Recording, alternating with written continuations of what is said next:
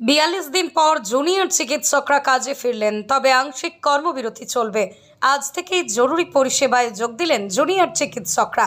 আপনাদের জানিয়ে রাখবো আরও একবার, ৪২ দিন পর জুনিয়র চিকিৎসকরা কাজে ফিরলেন, তবে আংশিক কর্মবিরতি চলবে। আজ থেকেই জরুরি পরিষেবায় যোগ দিলেন জুনিয়র চিকিৎসকরা। পাশাপাশি আন্দোলন চলবে বলেই জানিয়েছেন তারা। আরজি করে তরুণী চিকিৎসককে ধর্ষণ খুনের ঘটনায় প্রতিবাদে ১.৫ মাসেরও বেশি সময় ধরে কর্মবিরতি চালাচ্ছিলেন জুনিয়র চিকিৎসকরা। পাশাপাশি পথে নেমে প্রতিবাদে সামিল হন তারা। ৫ দফা দাবিতে স্বাস্থ্য ভবনের সামনে অবস্থানে বসেন তারা। কলকাতার পুলিশ কমিশনার বিনীত গোয়েলের অপসারণের দাবিতে লালবাজার অভিযানও করেন জুনিয়র ডাক্তাররা।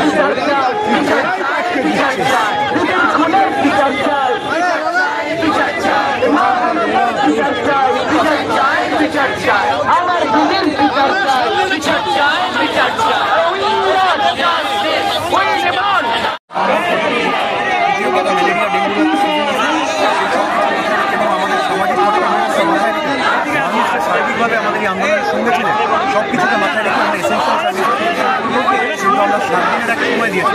তার মধ্যে সরকার না মেনে নেয়, তাহলে আমরা আরো বড় আন্দোলনে